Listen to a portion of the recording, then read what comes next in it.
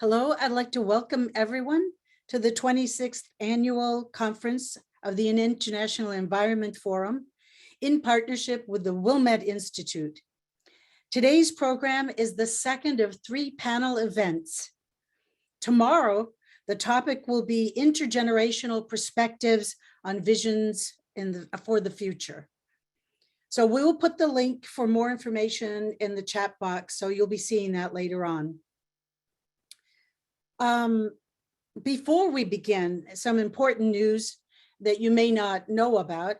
On June 1st, the Baha'i International Community, BIC, launched a new statement entitled One Planet, One Habitation, a Baha'i perspective on recasting humanity's relationship with the natural world. It is now available on the IEF website, and we will post the link for that in the chat as well. It's a wonderful document. So today's topic for our panelists is empowering local sustainable communities. And the program should last about an hour. It's being recorded. And after the presentations, there'll be an opportunity for questions. So please put your questions in the chat at any time. And I just want to say from my own thoughts about this, that, we're talking so much about constructive and collaborative relations between people and the natural environment. And the work that the IEF doing is all about that perspective and that initiative. So I want to just encourage you to, as you listen to these presentations, think about how we can have constructive and collaborative relations between people and with the environment. So thank you. So I'm going to introduce our first panelist today, and that is Kim Nakvi.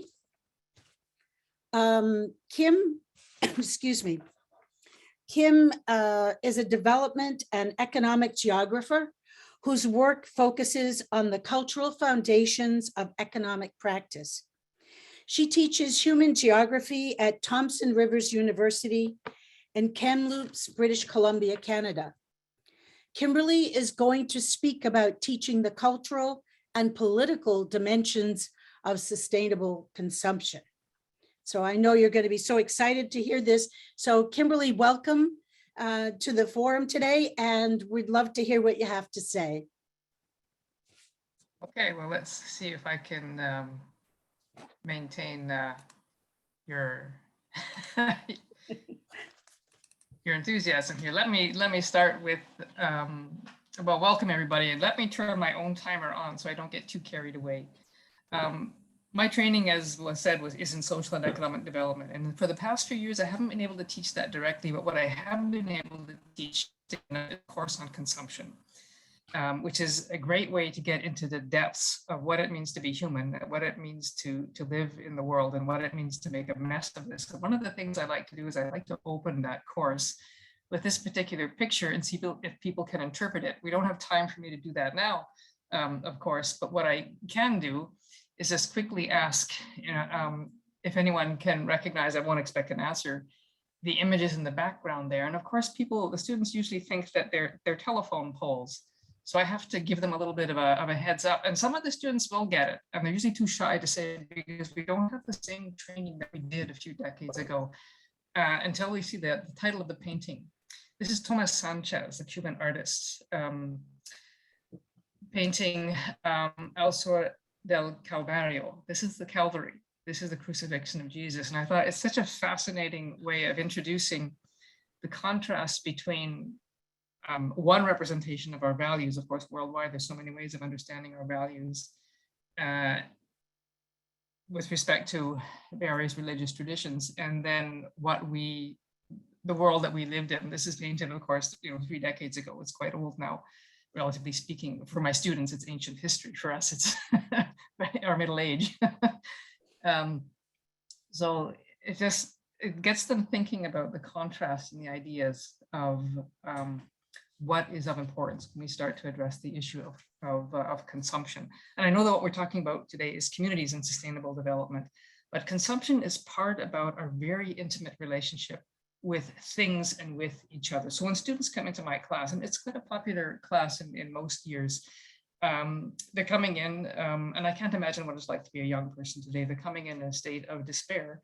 And I think part of what our role is these days in academia and in any of our professions, we give people hope, but it has to be a realistic hope. We're probably looking at very tough times ahead.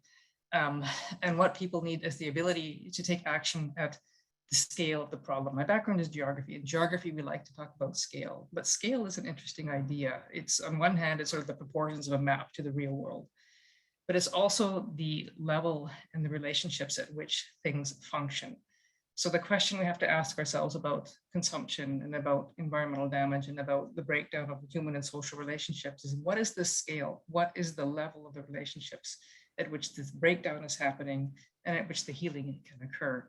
So people come into the course thinking we're going to address consumption and it's an environmental issue. We have to figure out the right techniques, the right technologies, the right practices. And then they find out it's actually a course very much on culture, which is my back pocket definition of culture is it's an outward expression of inner beliefs, of invisible beliefs. It's really about the human spirit in action. And consumption is about that. It's about our human nature relationships, a very deep relationship with which we express our relationship to each other and through nature. We don't just purchase things and consume things.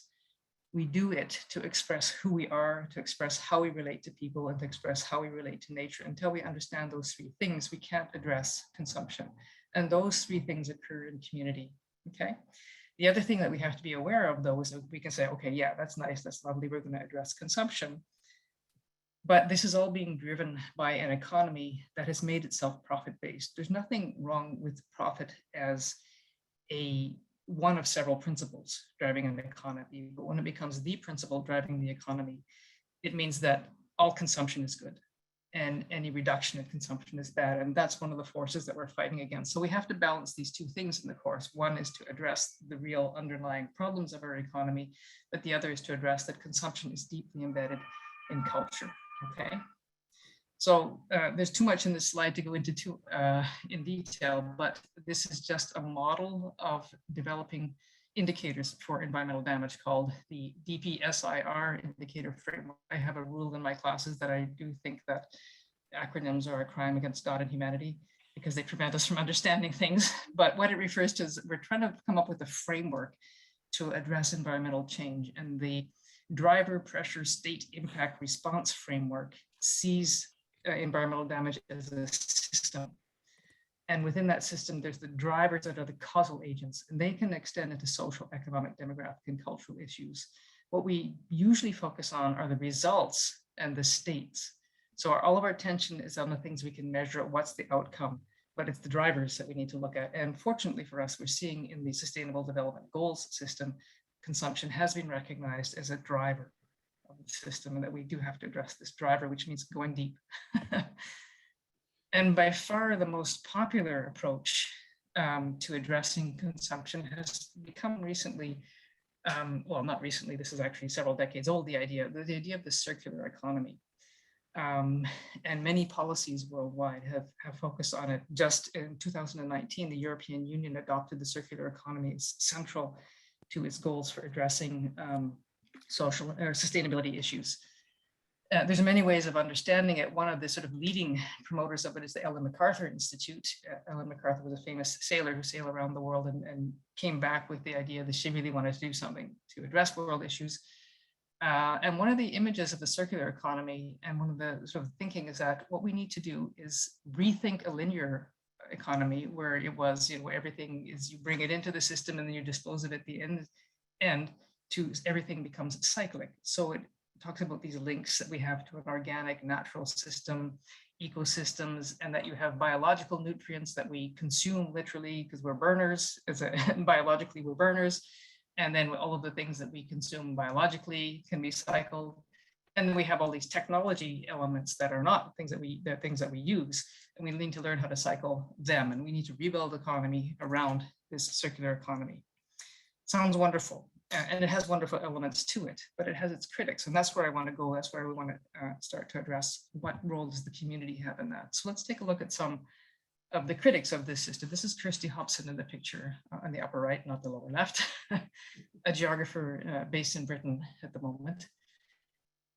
And she's a bit more skeptical about the political grounding of the circular economy, because she says, what we need to address the culture of consumption is fundamental change.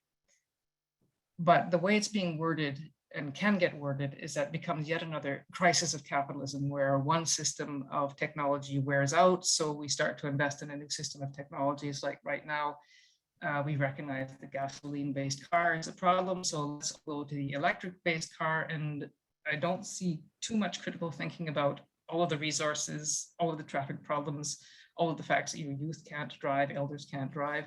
We're not really addressing the system. We're just generating a new investment target, and we'll all invest in recycling or all invest in composting, and we won't really address the fundamental underlying problems of consumption. What are the deeper cultural implications of changing to a circular economy? And are there other transformative pathways? One of the critiques that Hobson has raised is that it basically continues this modernist myth. We come up with a new science, and the correct science, and ecologically based science, and correct science can reshape humans and society. So we don't address the cultural issues. We don't address the belief issues. So we have all of these technocratic solutions. Let's have new taxes. Let's have new incentives. Let's have new standards. Let's present people with new choices, new labels. All of these are good things, but none of these address fundamental issues.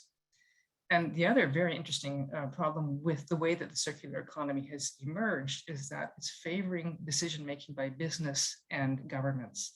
It's not favoring local political action. It's taking things out of the hands of the community once again. Again, not that the circular economy is a bad thing, but that it's not necessarily taking us deep enough. So what Hobson asks is, what could add a little depth to this? Because the concept has potential, and it might help with making a bridge to more of the profound changes we need to make. And she says, well, two things that perhaps we could rethink further are political organization and change, and that we should think, firstly, this kind of system change is very locally specific. We need to have the political and the social systems, and these are community systems then, to collaborate and experiment locally.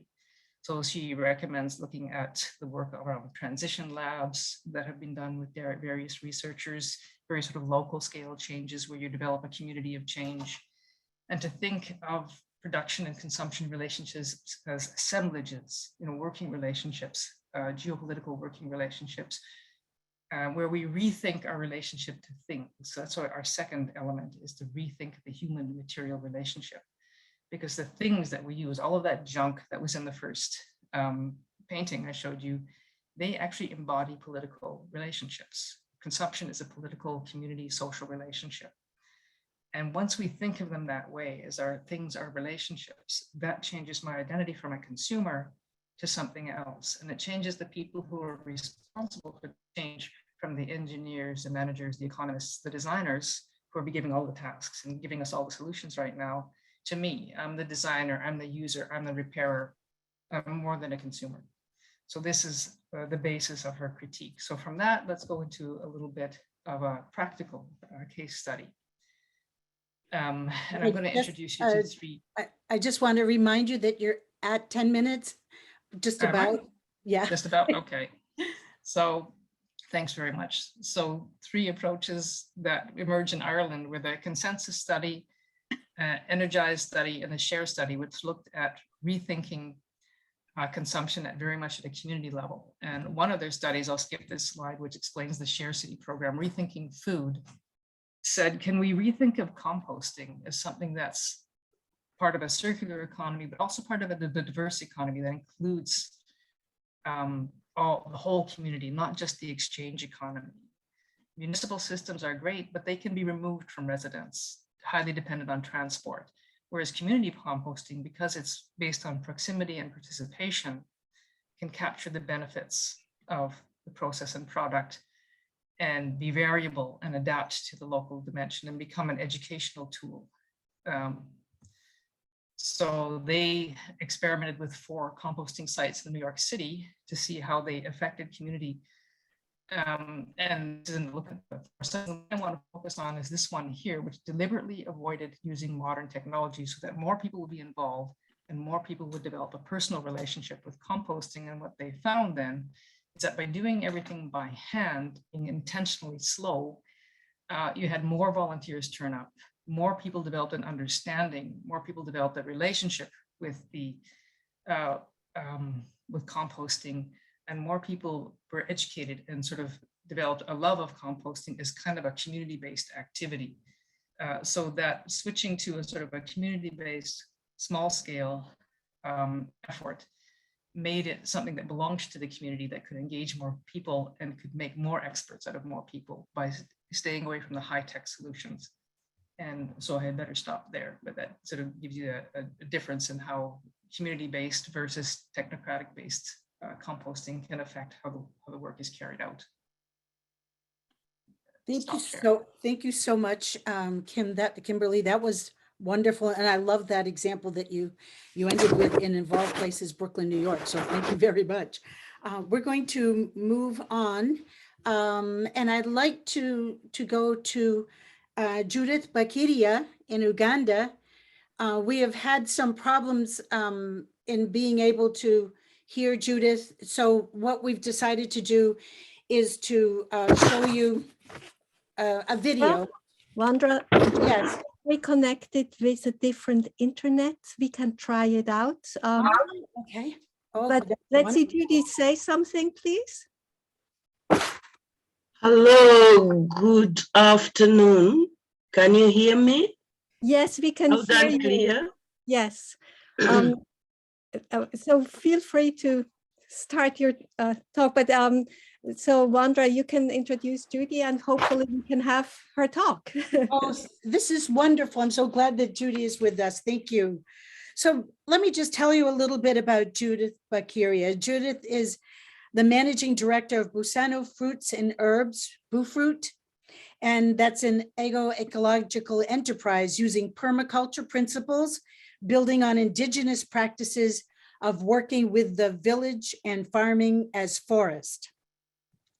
So this initiative, this farm sits on 1,064 acres of land in eastern Uganda, and it strikes a balance between farming, nature, community, culture, education, and tourism. So it kind of ticks off a lot of boxes, this initiative.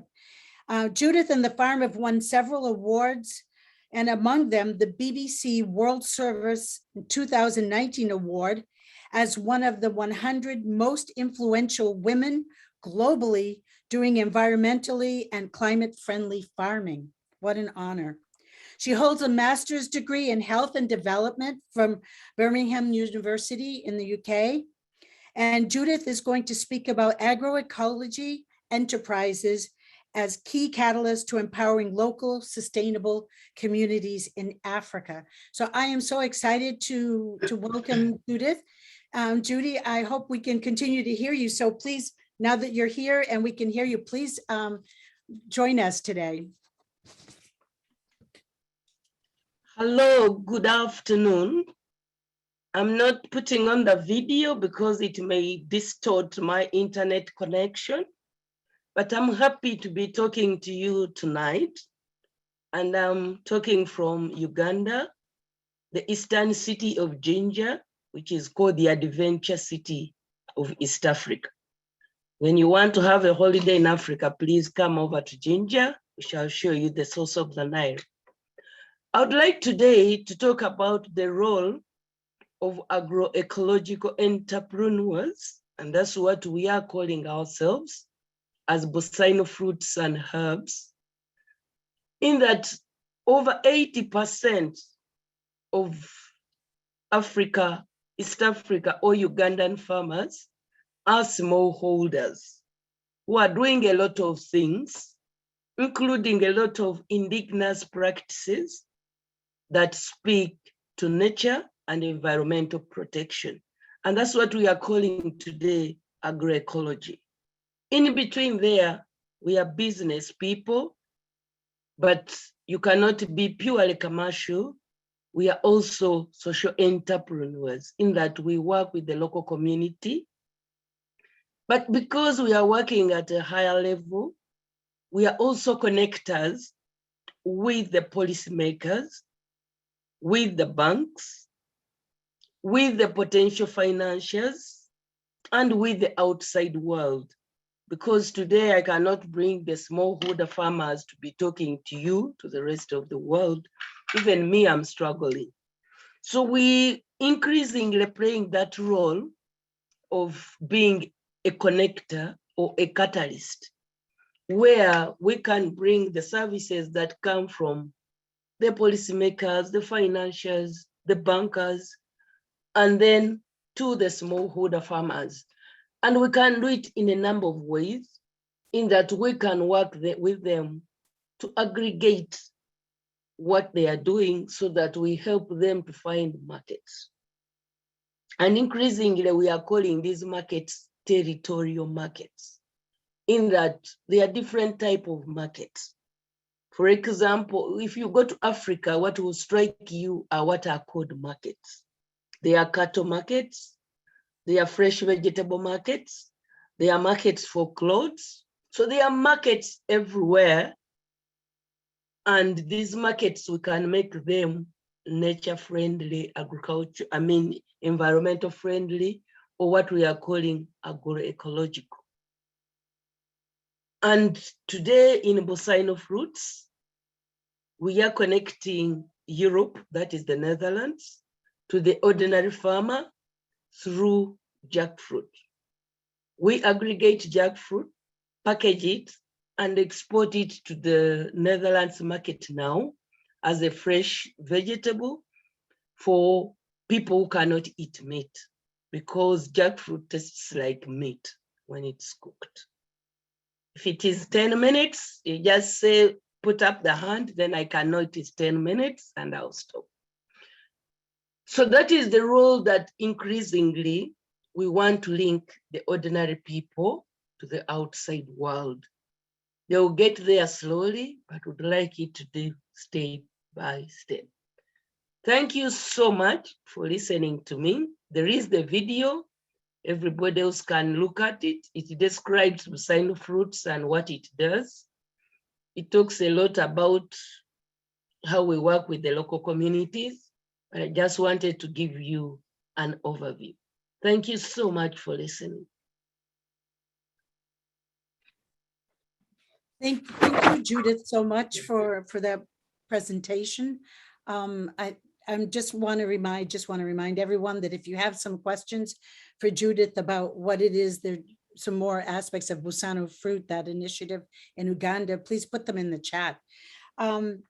I'm going to move on now because we are very limited in time and I want to make sure we get to everyone. I wanted to move on to Gary Roisha. And Gary will be speaking to us this afternoon, and he's got a combined PhD in agricultural science with an MBA in management. For 50 years, he's managed projects in Central America, Africa, South Asia, and the ex-Soviet Union. His passion is to correlate Baha'i social principles with current realities in the world and to work for a sustainable future in a united world. As a social activist, he lives on a small farm where he runs a residential distance education school for children, youth, and university students, striving to build a world based on universal spiritual principles. So I am so excited to present Gary today. And Gary, please, we'd love to hear what you have to tell us this afternoon. Okay, well, I'm going to be speaking very quickly because I'm sure other people also need to speak after me. But certainly, what I really think we can talk about are what we might want to call minimum human and social standards for the common well-being of all humanity. We're really talking about, the world today and what's going to be coming in the coming decade or 2 decades or 3 decades. And a question that always is something that impresses me a lot when I'm talking about these subjects is, what is the future going to look like? This is a very important point, I think, as we look forward to the coming decades. As many of you probably know, I'm in Ukraine at this time, and even, we're trying to wondering what the future in Ukraine is going to be next week. As we all know, a war is going on. But if this war in Ukraine becomes unsuccessful, I think it will begin to impact many other countries around the world. As we all know, there are many different existential threats that are facing the world today. And, they have to be dealt with. And we just simply can't be letting these wars or these bad issues continue to develop and expand, because in the end of the day, we're going to see the very bad results of not doing what needs to be done for the future.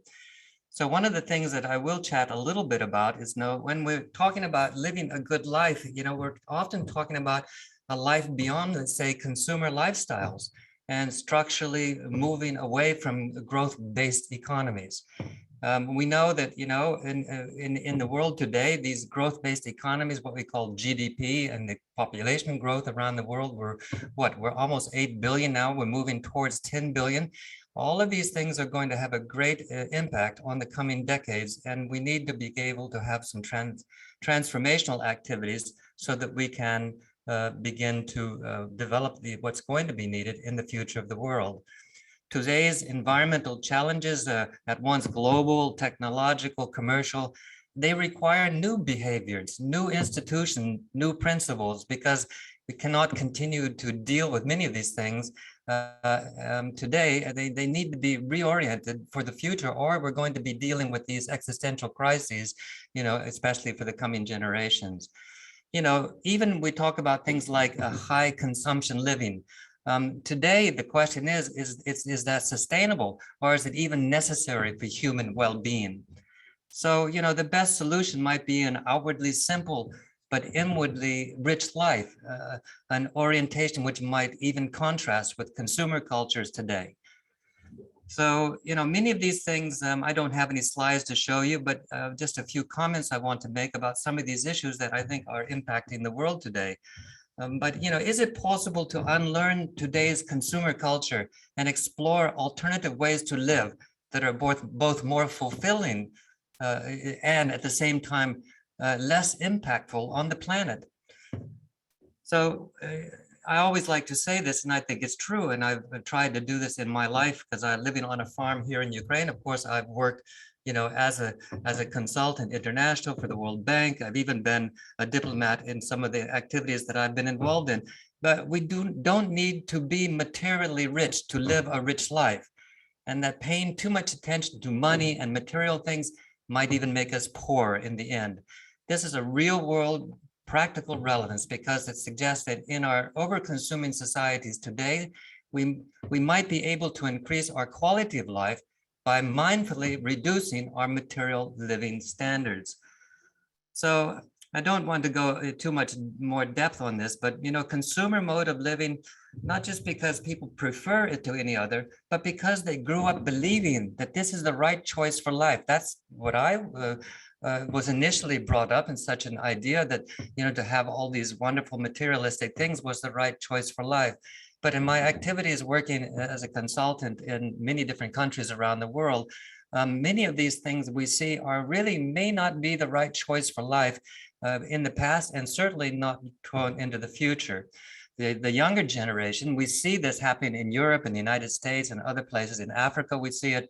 The younger generation has begun to believe that there are other ways to live than perhaps the ways that we've been living during the last 40 or 50 years. So maybe that's enough. I think I can go on for a long time. As we all know, there's many of these things that need to be discussed. But for the time being, I think maybe I'll just pass it back over, because I know that others are waiting and to say. So Wanda, unless there's anything else, I'll just pass it back to you, because there's so many other things that need to be done before we're finished. Well, thank you so much. That was really good, Gary. And as different people are making their presentations, we're starting to see certain common themes that I'm sure the people who are on this Zoom would be really interested in talking about a little further. So remember, if you have any questions or any comments, please put them in the chat and we'll get to them. We're doing pretty good with time, so I won't take any more of your time and go right to introducing the next panelist. So our next panelist will be, excuse me, will be Neil. Neil Watley. And I want to just say something about Neil before I tell you what his talk is going to be about. Neil was raised on a farm in Saskatchewan, Canada, and Neil has spent 10 years working on the family farm and 30 years working with farmers in crop-based agronomy, applied research, and rural development. Neil holds a bachelor's degree in crop science and a master's in rural social studies. He's currently a crop consultant and a faculty member with the Wilmette Learning Institute and is on the steering committee for the Rockefeller Foundation funded Canadian Prairie Food System Vision Project. He's going to be speaking to us today about strengthening people's awareness of their own capabilities. So Neil, we're looking forward to how that talk is going to give us more ideas about what we can do with people at the grassroots level and how people can be empowered in this way. So here's Neil. Thank you. Thank you, Wandra, and thank you to the organizers of this discussion about empowering local communities. And I've really enjoyed listening to the other speakers here. Early in my career, I was attracted to Paulo Freire's empowerment-based adult learning methodology that was eventually termed Participatory Action Research, or PAR. PAR is a framework for generating knowledge centered on the belief that those who are most impacted by knowledge, in my case, farmers, should be equal partners in framing the questions and the modes of analysis of research and extension. The framework is rooted in the belief that there is value in both knowledge generated by conventional research scientists and knowledge that has become delegitimized, such as knowledge generated within rural communities by farmers themselves. Excuse me, I got a bit of a frog in my throat today. I've spent most of my career trying to refine PAR in my work with farmers and with incorporating principles of the Baha'i faith. And now we're fortunate to have a deeper understanding of the Baha'i-inspired conceptual framework for engaging in social action, which is nicely encapsulated in Ruhi Book 13, Unit 2. Along the way, I've also learned from Michel Foucault's theory on power and Pierre Bourdieu's work on structuration theory in society. Fritjof Capra's popular writings on critiquing reductionist science and promoting holistic or systems thinking have also been beneficial. So when I enter into dialogue with a farmer or a group of farmers, from the onset, I aim to create a safe social space wherein which we can have a healthy, equal conversation free of power. I do this with both smallholder farmers in the tropics and with large-scale conventional farmers in the temperate climatic zone of Western Canada. I'm aware that my position as an agricultural specialist usually makes me appear to be superior in knowledge than the farmers because this is how contemporary society has influenced us to behave. So I immediately try to mitigate this and create a space of empowerment as opposed to power. My aim is to strengthen people's awareness of their own capabilities and enhance a culture of learning where both the farmer and the specialist learn together. While some situations require a straightforward answer to direct question from a farmer, I've found many scenarios to be a matter of choosing the most appropriate solution to a problem or set of problems. This is where I can go to work and create a social space where the farmer's knowledge and my knowledge as a crop specialist commingle. So I ask the farmer or group of farmers questions to bring forth their ideas. I attempt to create a social space where the farmers speak more than I do. I try to limit my talking to 50% of the time or less, and I do this by asking them questions. And depending on the answer, I try to continue asking questions along the themes that they tend towards. When I began working with a community of indigenous farm families in Latin America at the onset of a social and economic development project, I began by asking questions about their agriculture system. This can be problematic at first because most of the farmers automatically tell me what they think I want to know. The farmers informed me of their monoculture cropping system of plantain that they were growing for the market economy. They often took me to their farms to show me their plantain crops. They would discuss the straight rows with 4 meters between plantain trees and rows that follow a straight line for 50 meters in two separate directions. Unfortunately, a monoculture crop of plantain in a region that receives 3,000 millimeters or 9.8 feet of rainfall per year will become infested with a serious fungal disease called black sigatoka that can greatly reduce fruit yield, and optimal control of the disease would eventually require up to 50 applications of fungicide per year. But these farmers also informed me that they had always raised crops organically and hoped to continue farming without applying synthetic pesticides or fertilizers. When sprayed with a fungicide, some of the fungicide will run off the tree leaves into the surrounding soil, and the rainfall carries it into nearby systems that the local people use as drinking water. With 3,000 millimeters of rainfall per year, this can be disastrous for human and environmental health. I realized that these farmers had recently converted to this new system, and as such, neither their soils nor their plantain crop were in great need of external inputs. I knew that they must have a sustainable farming system. I knew they must have had sustainable farming systems for hundreds, perhaps thousands of years prior, which when I inquired about these systems, they said they didn't exist anymore, or they weren't important enough to talk about. Like so many farmers I've met, they think their own knowledge is inferior. So I found and read some anthropological reports about these people and the crops that they once had, which was a wide array of crops that they grew together in polyculture systems. So I inquired about these traditional polyculture farming systems. At first, very apprehensive due to being somewhat ashamed of their indigenous systems of knowledge, but through my encouragement, the farmers slowly began telling me about their traditional farming systems. Through my use of PAR, over time, the farmers realized that I wanted to learn from them more than I wanted to share my own Western-based agricultural knowledge. I wanted us to recognize the value of their traditional knowledge and how it can help with their current social, economic, and environmental predicament. I was facilitating them to read their own reality, to read their local reality through consultation. The Universal House of Justice says in their 1983 letter on socioeconomic development, progress in the development field will largely depend on natural stirrings at the grassroots, and it should receive its driving force from those sources rather than from an imposition of plans and programs from the top.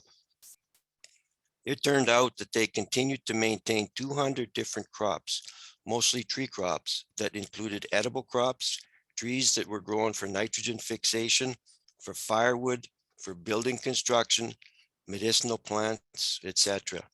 Some farms had upwards of 165 usable plant species per hectare that mimicked the plant architecture of the natural rainforest.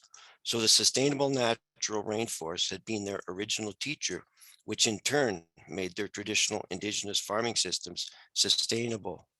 Some farmers maintained this extensive polyculture system and a monoculture plantain system in two separate areas. The polyculture system allowed them to be almost self-sufficient with food, lumber, etc., and it is a system of cropping that they had used for a very long time without the use of synthetic inputs. However, these wise farmers were caught between becoming so-called modern by planting monocultures of crops like plantain for the market or growing their vast polyculture systems solely for subsistence. So we blended the two systems. Diseases like sigatoka are species specific.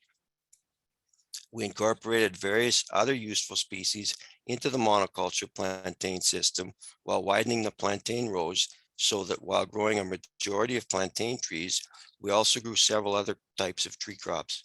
So although there was some sigatoka disease on some of the plantain trees, the disease spores were prevented from spreading widely because most spores were intercepted by other tree types or species so that the disease wouldn't reach epidemic proportions in the plantain nor warrant application of fungicide. We planted in their traditional circular patterns instead of in rows because this followed the natural laws of ecology. They, in fact, already had some farming systems like this, so our study reinforced this thinking, which provided them with income, so as well as preventing them from spending on inputs and protected the natural environment. Their local indigenous identity is intertwined with the traditional farming system. So by using indigenous knowledge, we're also retaining important aspects of their unique culture, which helped ensure that these people are empowered to walk their own path to development.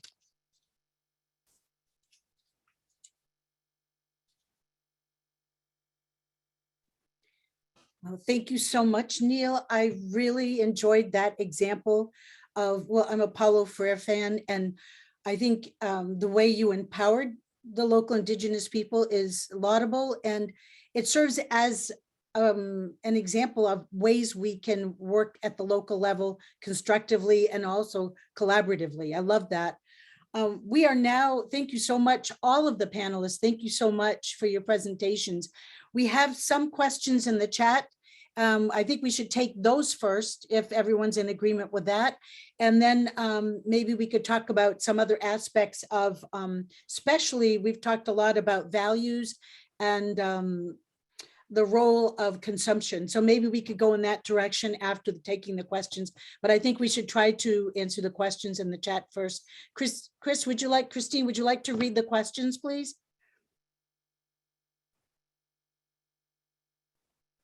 Sure, thank you, Wandra. I can see there was a question, there were several questions for Judy. One was about funding, what kind of experiences she has made with funding and what the challenges are around that. Another question she already answered in the chat. And then, but the other question was, when Neil talked about monoculture farming, I think Judy knows quite a lot about that and has much experience about agroecology principles that she applied in Uganda. And I'm curious, it would be wonderful if you could share some more about that experience you've had. Okay, thank you so much, our participants, for listening and for raising questions. First one about experiences with funding. Funding generally is becoming less and less because of so many other challenges, including COVID. But if you are in the right direction and right focus, there is still funding that goes out, especially to social entrepreneurs. There is less money going to organizations that are purely charity, but I think there is much more money going to social entrepreneurs, people who employ principles of profit making, but at the same time, principles of working with the local community. There are increasingly funders who are focusing just on agroecology or nature-based farming. Some of them are like the Markanite, it's an organization in the US. There is the Agroecological Fund, and many others. If you go out, you'll find them. And then sometimes we look for small charities who invest small monies, but those monies can do a lot if they are focused on what you want to do. Then the second question about agroecology principles. I think one of the key principles is about diversification, and then the whole area of integration, and of course, maintaining soil health. But what I've seen all in this is that you must have a strategy. Otherwise, sometimes when you reach an ecological farm, you may find that there's nothing that strikes you as making money, but you must have a strategy. What brings in money every day? What brings in money in the medium term? And what brings in money in the long term? Like, for example, on the farm where I am, every day we are able to sell, because we've integrated animals, we sell milk. When the fruits are in season, we are selling fruits. When we have, we also do value addition, where we are making medicinal herbal teas. So on a daily basis, we do that. But we also sell knowledge. That is some of the beauty in agroecology. You sell knowledge. We have schools come almost every week to come and learn. They are learning about geography, they are learning about environment, entrepreneurship, but we also get many visitors who would like to have a break away from the crowded cities. They would like to spend a weekend on the farm. Then in the short term, especially for us here in Uganda, you have issues of school fees. You must have something you sell every 3 months to pay school fees for your children. Here on the farm, we usually have sheep and we have cows, which we can sell every 3 months and we raise income. And then the long term, we've planted trees. If there is any long-term need, we have trees which we sell. And whether you have a small piece of land or big land, you can use it sustainably. I always tell my smallholder farmers, Judith, if you have 1 acre of land, plant trees all around it, and you'll be able to sell the trees. So thank you so much. The other question I've answered. thank you so much, Judith. I hope that answers the question. It seems to, in my view. I'm cognizant of all the panelists and the other questions, so I'm going to ask you to read another question, please, Christine, if you don't mind. There's a good one also to Kimberly about media, social media.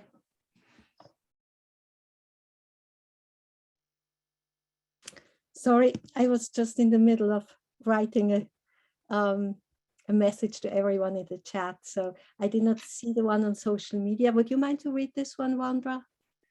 Also, if there is time, you may want to choose to show Willie Misak's video. Willie Misak from Vanuatu has not been able to join us today, but he was planned to be one of our panelists. Okay, thank you. There's a question from LR.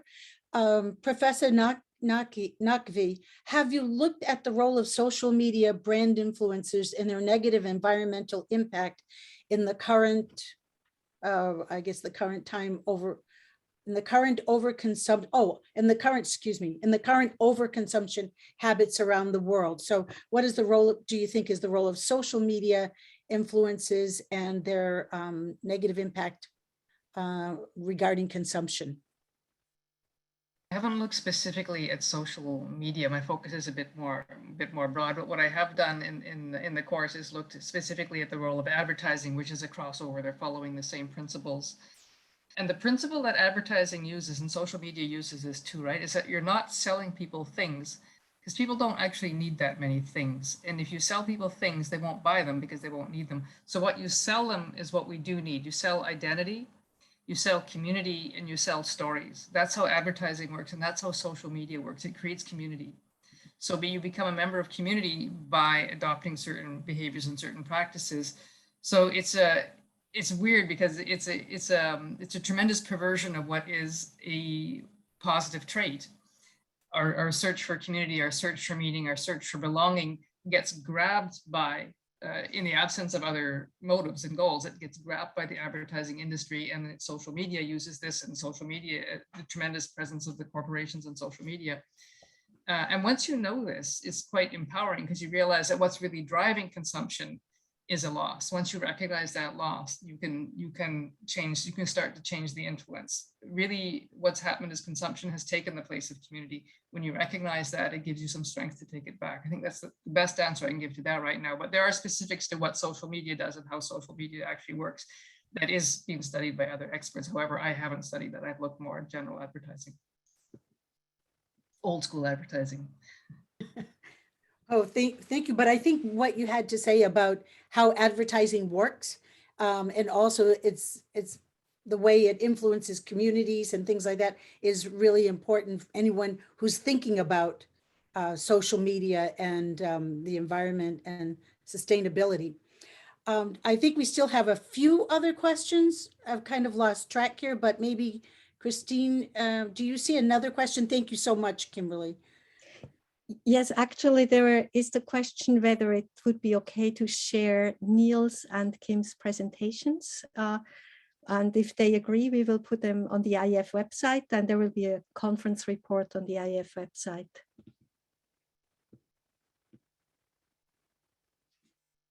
There was an interesting comment by Winnie, let me see.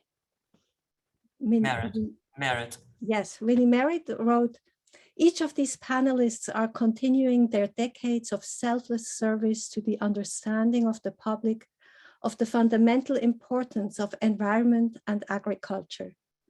Decades of sacrifice of their lives creates an immense gratitude to my heart. Prayers for their spiritual strength to continue in these difficult times. Thank you, Winnie. Yeah, thank you. That I love that, because what we're talking about is transformational change, and every single one of the panelists here today gave us specific ways to look at transformational change, how it intersects with community at the especially at the grassroots level, and also what the personal aspect of this is. I love the example that was given with working with Indigenous people. And there was a question about that, which was, what country was that in? And I think maybe you could answer that question. But I love the way that your example of empowering the Indigenous people to look at their own traditional practices, and then how that worked with creating, going back to traditional farming practices with the knowledge of crop disease and things like that, how you're kind of blending things together. But I was also interested in what country that was. But I do really think that this question of empowering people, institutions, and communities to work for the common good is the key issue in many of the transformational aspects of what we've talked about today. You're asking me what country? It was southeastern Costa Rica, near the border of Panama on the Caribbean side with the Bibidi people.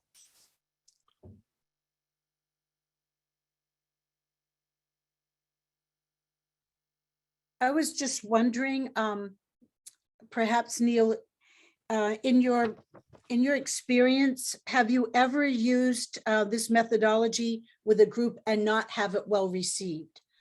You were talking, your example is with Indigenous farmers in Costa Rica, but I'm wondering, because you've got a spectrum of people that you've worked with.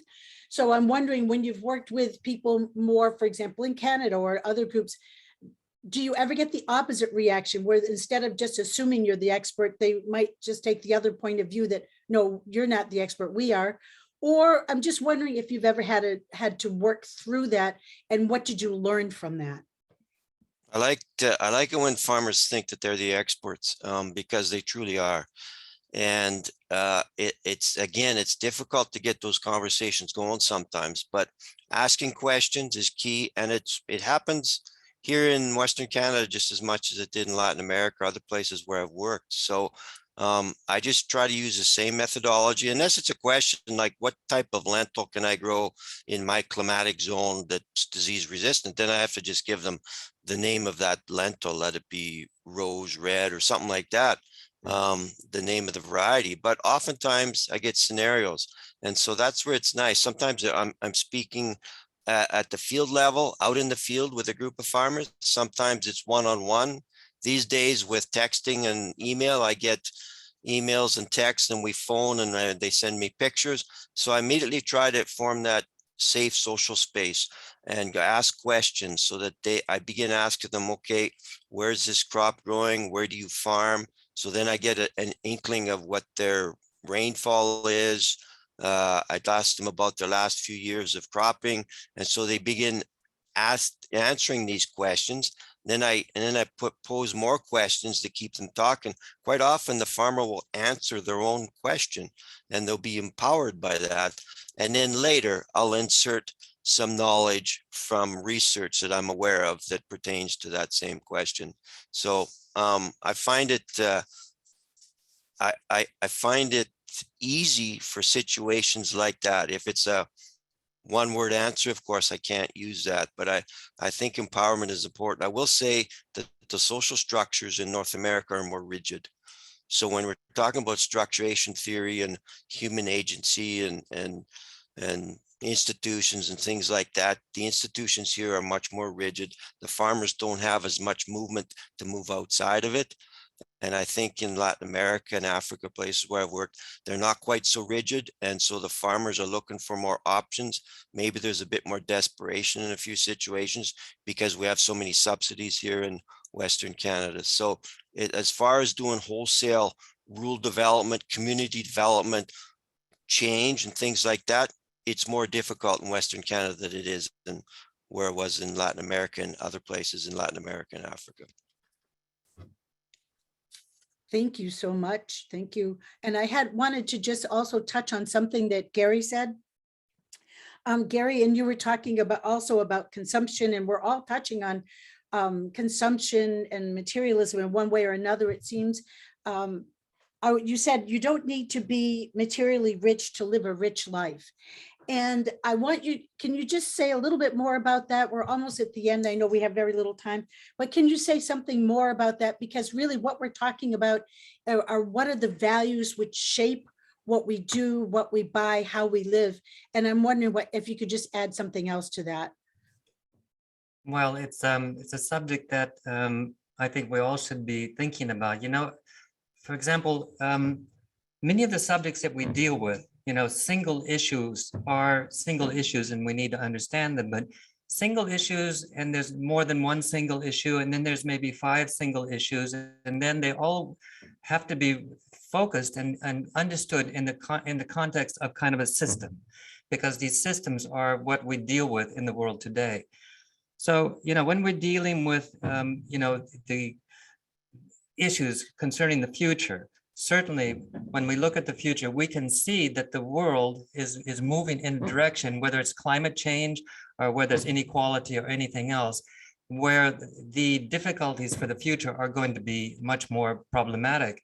And living a much more simple life is an advantage for everybody and might even be the ultimate requirement for the future.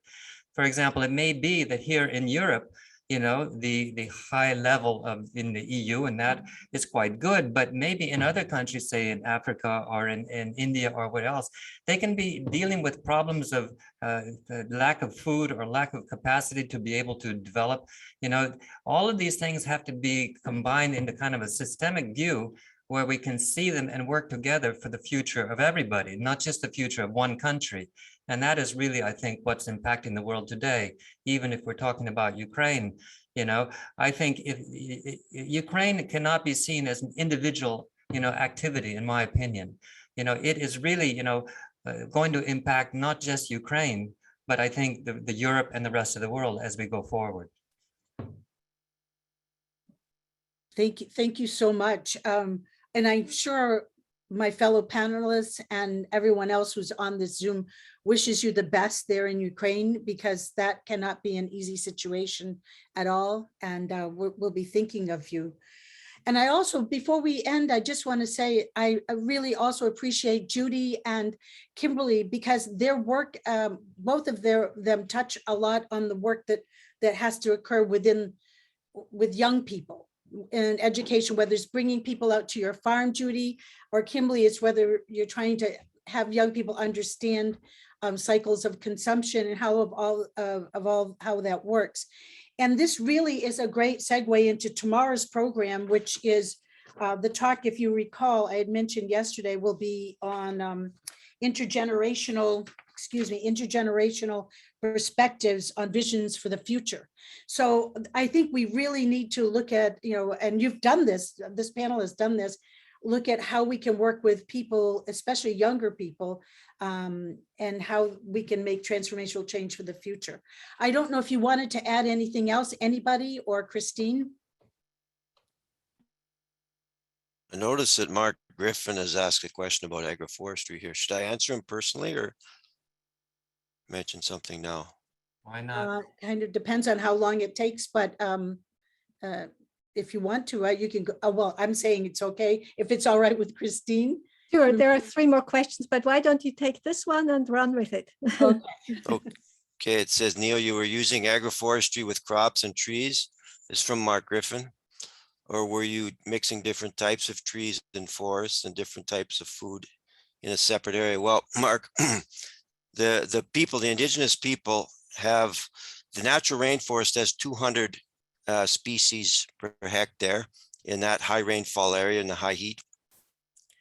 Some of the women were using the polyculture systems more than the men and continue to. They had upwards of 165 usable plant species per hectare. So what they do is they have a long history of knowing which crops are valuable and which aren't in the rainforest. So some they bring trees from the deep rainforest and plant them in the similar plant architecture near their homes.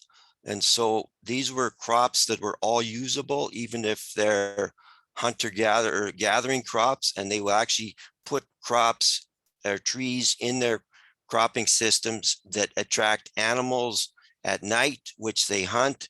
And so this is a conglomeration of a whole bunch of usable plant species put in one area, and they planted them in circular patterns. And this has all sorts of advantages, which I could expound upon, but it just helps with working with various light and shade regimes, provides overall protection of the bare soil, and it's easier to plant shade and semi-shade and light-loving plants around a circle because you have canopies. You got the canopy going up 4 or 5 layers. So you have a tree with a canopy. And so outside that canopy, you plant light-loving trees, underneath the canopy, shade-loving trees, and in between semi-shade loving trees. So I'll just land it there. And if you want to talk to me more about that, just let me know and I can send an email or something.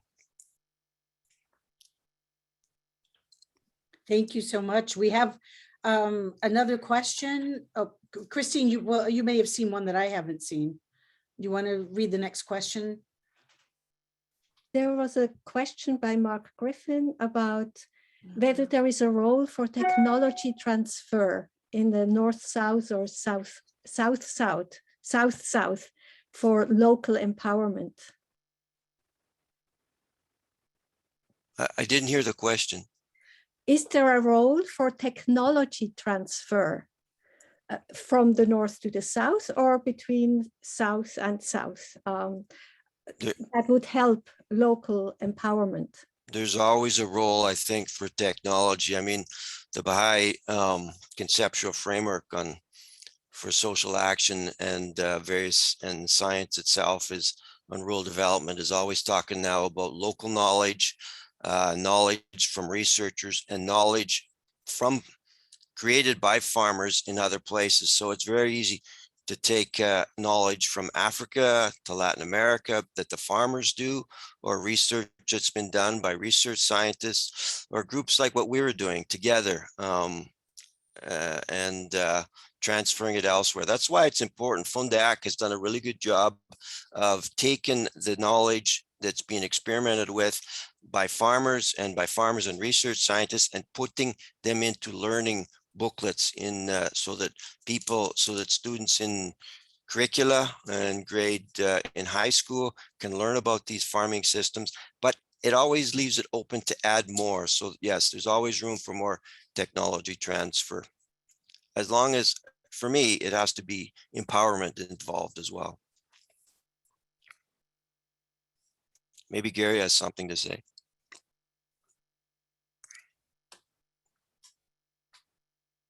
A little minute to say something. I think I will. Knowledge transfer is very important. I'll give you an example here in Ukraine. Many of you might know that I'm also an agriculturalist, and I dealt with satellites and being able to view crop growth and crop development and problems with water relations, problems with temperature and everything else.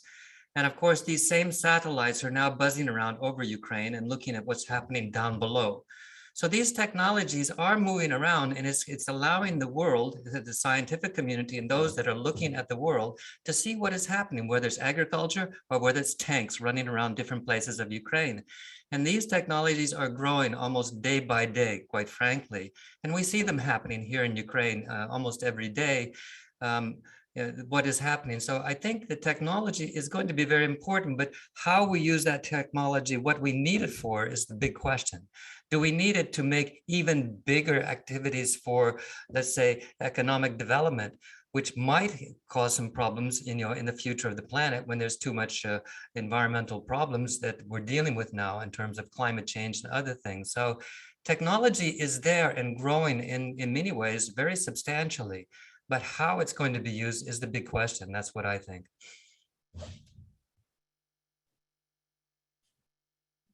It is, the proverbial double-edged sword, isn't it? That it could be used in a positive way, or it can be used to have a very negative impact. And I think we're seeing right now, we're seeing technology used in so many different ways. But the potential for it to be used to bring people together and to empower people and communities locally, I think it's obvious. It's just getting people to understand that that's where we should be investing our time and energy. That's the kind of the difficulty right now.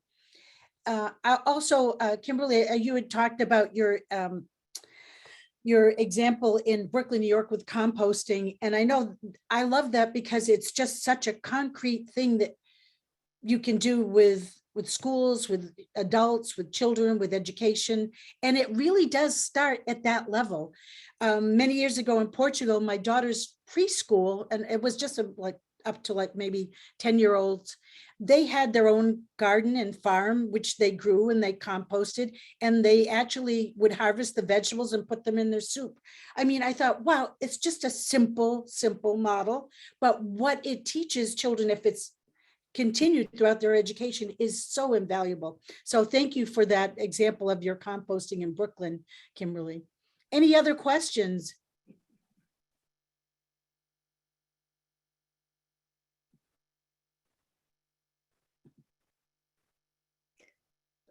There is no other question. There is one, maybe a final remark here.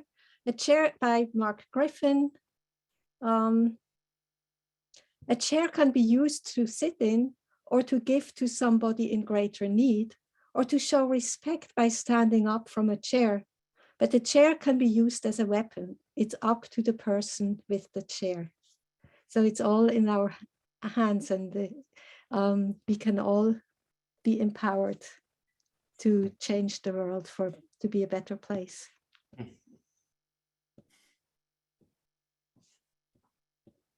I think these diverse interactions are and perspectives and experiences, they really show us the truth, and they also give us insight.